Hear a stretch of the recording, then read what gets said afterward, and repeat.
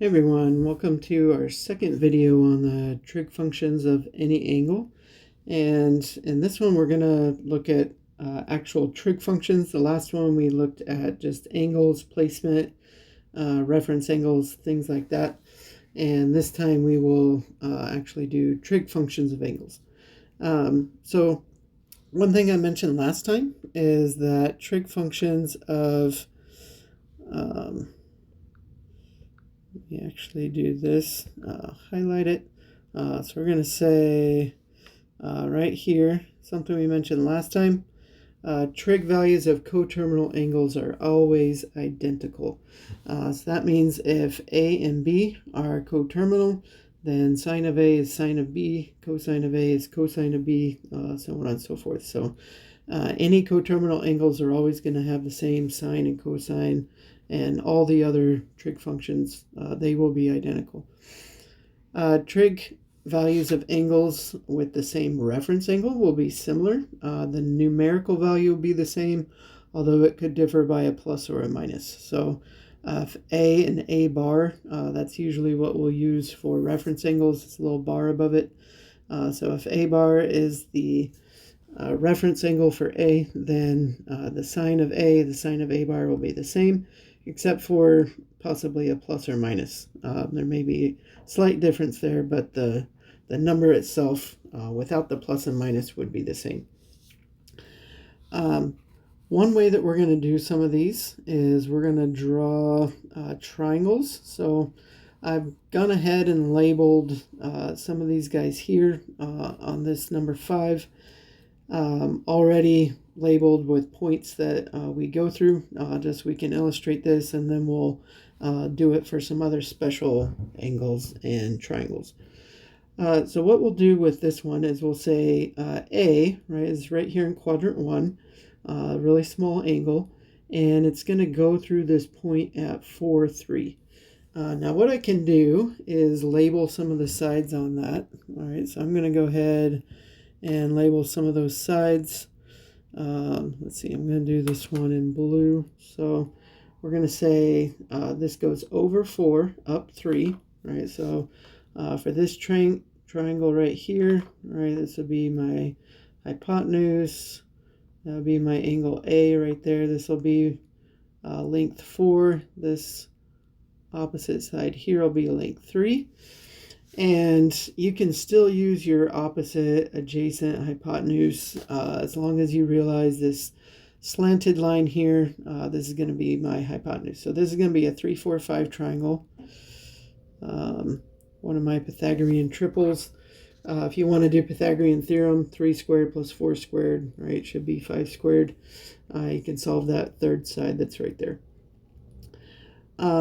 You'll notice in this definition up here, for any angle theta, right, sine is y over r, because that is the same as opposite over hypotenuse.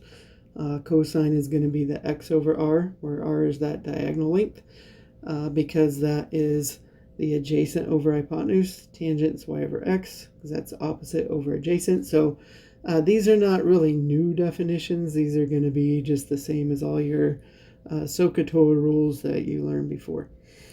So filling in the sine of A, right, what we're going to get is this opposite over hypotenuse. That's going to be 3/5. Cosine is going to be 4/5, adjacent over hypotenuse. Tangent, opposite over adjacent, 3/4. And then all the other ones, we're going to flip those. So cosecant will be 5/3. Secant, opposite of cosine, 5/4. And cotangent, reverse the tangent, 4/3. So a lot of these, once you find a point, right, that's somewhere in there, a lot of these are fairly straightforward. They're basically the same as what we did with some of the other ones. If we're looking at angle B, right, angle B would be larger than 90. So we haven't done ones with these before, but larger than 90. And what we're going to do is still take that coterminal angle, connect it with the x-axis, and use this reference angle right in here, which I'll label B with that little bar above it. We'll use that as the value that I'm going to look at for all my sine, cosine, tangent values. So we can go ahead and label these again. So this x is -2, right? This would be along the x-axis going this way. The y is 5, so that would be moving up right here. So that would be a value of 5. And then hypotenuse, again, we would want -2 squared is 4, 5 squared is 25, so this will be a 29. And then we'll take a square root and get root 29. So that's my a squared plus b squared should be c squared on that guy. Once I got all my sides labeled, right, now I can go and fill in the values. So the sine of b will be the same as the sine of this reference angle right here, b bar. And this will be opposite over hypotenuse. So we'll just call this 5 over root 29. Cosine will be adjacent, right? So the -2 over root 29. The negative here is important, so make sure that you put that in as well. Tangent, opposite over adjacent, so -5 over 2, -5 halves. And then we'll just reverse all those. So all these I'm just going to flip around. So this is cosecant root 29 over 5. The 5 is not in the root.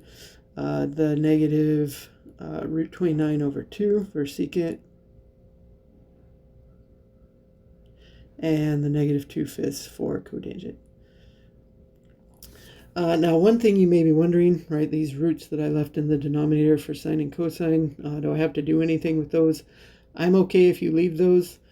Just keep in mind some books will simplify this. They'll multiply top and bottom by that root, and you'll get something like 5 times root 29 over 29. So they'll rationalize that denominator. I'm okay if you don't do that. WAMAP's usually okay if you don't do that. So you don't necessarily have to get the root out of the denominator and rationalize. You can just leave it just like that is for the fraction. In fact, that's somewhat useful when you're flipping it around, right, for cosecant, secant, and cotangent. So I would just leave those just as is unless a question specifies otherwise. One last one that we'll do with this is looking at this angle C, right? So angle C is going to be kind of a weird one because as we go around, we're going to end on kind of the split between quadrants, right? This negative y-axis. And here we got the 0 and -4. The problem here is that I can't draw a triangle to connect back to the x-axis. It's what we call a degenerate triangle. Basically, it's a flattened triangle, got really flat, where one of the sides, either the opposite or the adjacent, depending on which axis you're on, is merged in with the hypotenuse. So that's what's going on there. But we can still use the same definitions that we did before. This is really where some of these definitions come in handy. This y over r, x over r, y over x type of thing. So if I take the y over r, the r is just going to be distance, right, from there. So I'm going to say, let's go and label a couple of these. X is 0. Y is -4, and the r will be 4, right? Because that point is a distance 4 away from the origin, right? So all of these are just distance from the origin.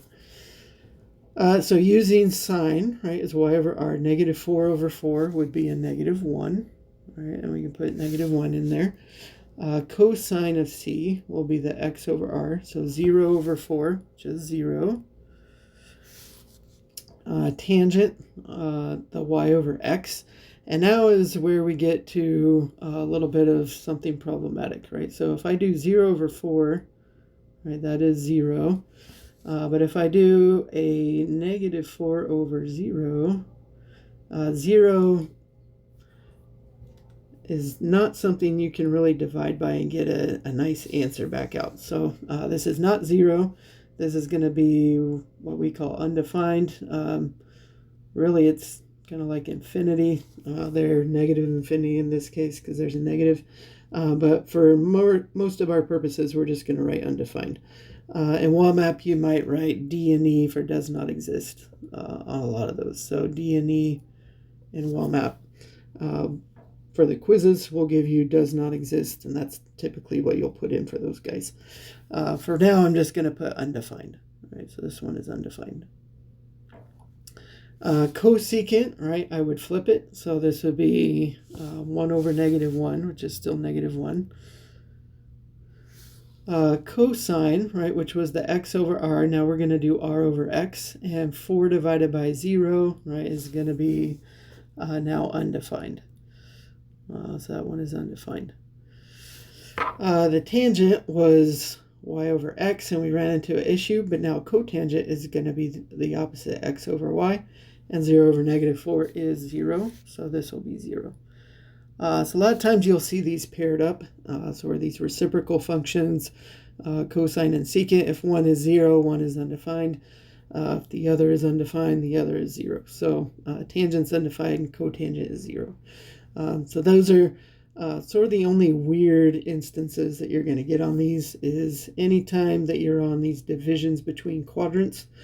A lot of times you'll get these 1s, 0s, and undefined values for these different functions. I'll go and leave part D. If you want to try part D on your own, you can go ahead and try that one, but it's very similar to part A and B.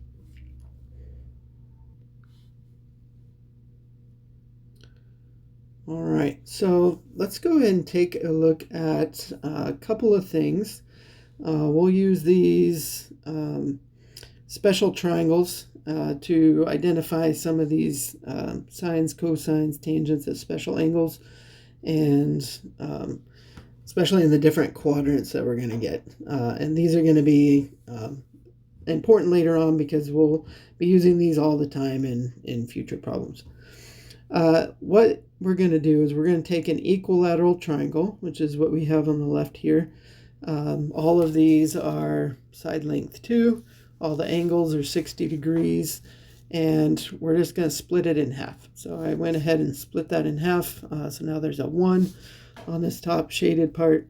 That diagonal is still 2, and then that 60-degree angle got split into 2 30s. You can use Pythagorean theorem to figure out that side right there, which is the root 3 along the horizontal. And we're going to go ahead and put in some sines, cosines, based on that triangle of the 30 and the 60. So we'll do that here in a second. This other one is a square, right? So this square got split along the diagonal, and I'm putting a length 2 along the hypotenuse there. And again, using Pythagorean theorem, this would be some x over here and x over here because it's a square. They would have to be the same. And that root 2 squared plus root 2 squared should be a 2 squared. So again, solving for those edges along there. And these angles, since we're splitting a square, is going to be 45 and 45. So what I'm going to do for quadrant 1 is we'll do this I'm going to change this color back again. Let's go maybe with the red this time. And what we're going to do is we're going to draw in maybe one of these 30-degree triangles right here. But I'm going to do it in each quadrant, right? Here, here, and here. So this is going to be 30 degrees right here. 30 degrees right here. All the reference angles, right, going to be 30 degrees. Then what we would want to do, right, is go ahead and find, right, an angle that has a terminal side that ends in the same place. So for this one, right, we would get this typical 30 degrees, right? We could just use that. So that would be, say, 30. You want to fill that in.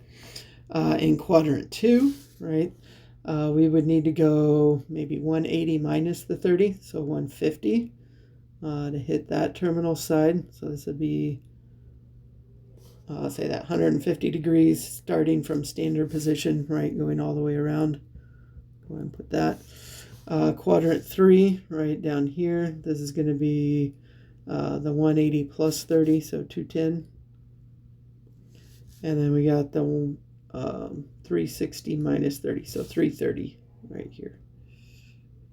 That would be if I went from 0, right, all the way almost around back again, but just 30 degrees short of that, so at the 330.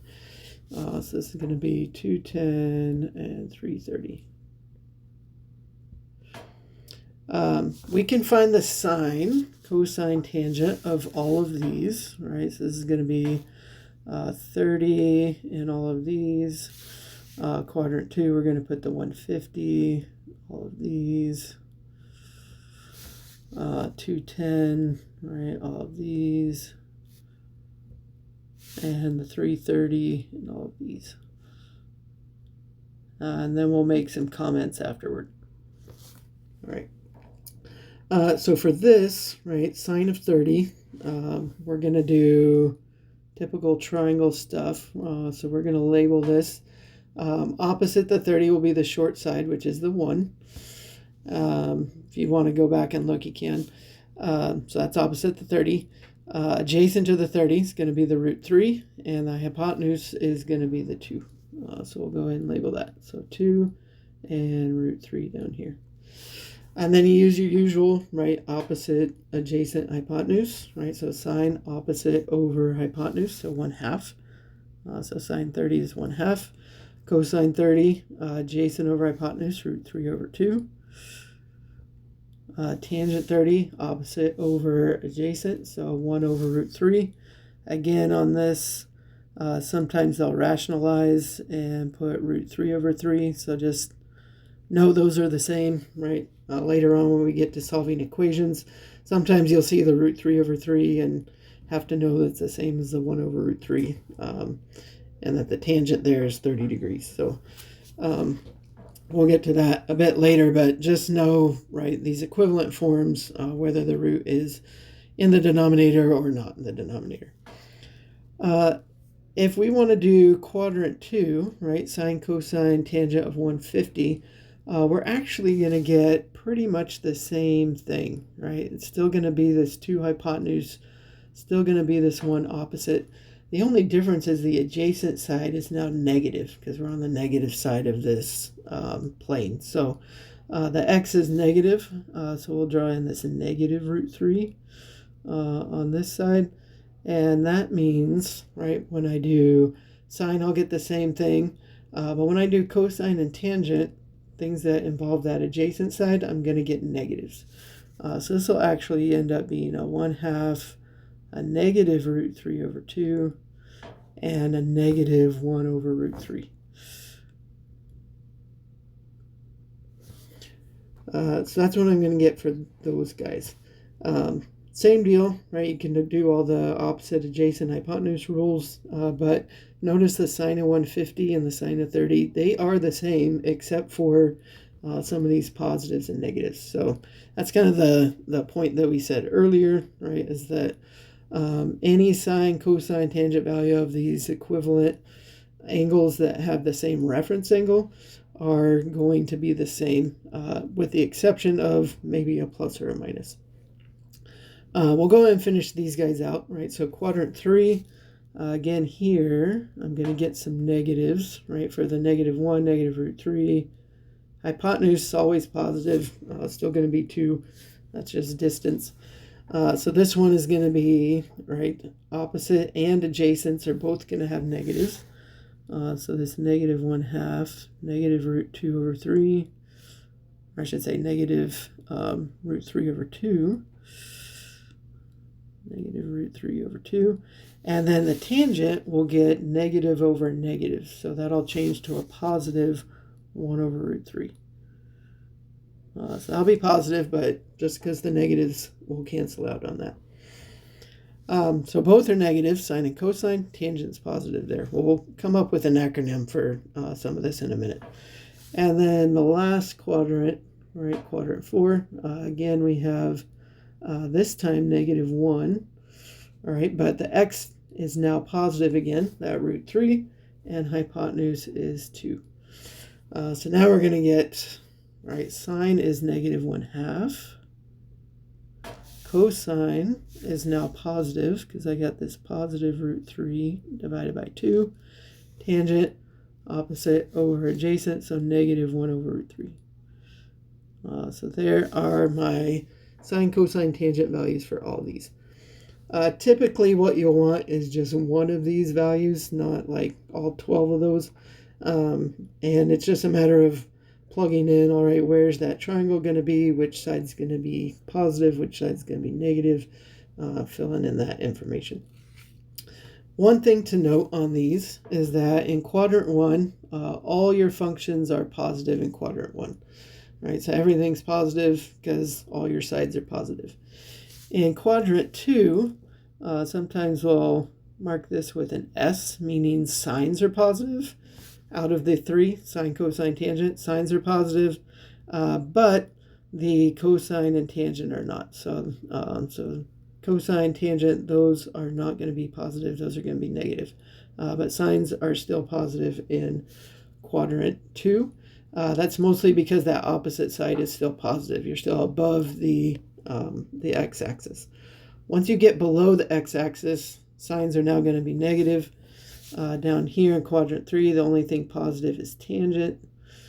And over here in quadrant 4, only thing positive is cosine. This helps some people. Usually I just go by the x or the y.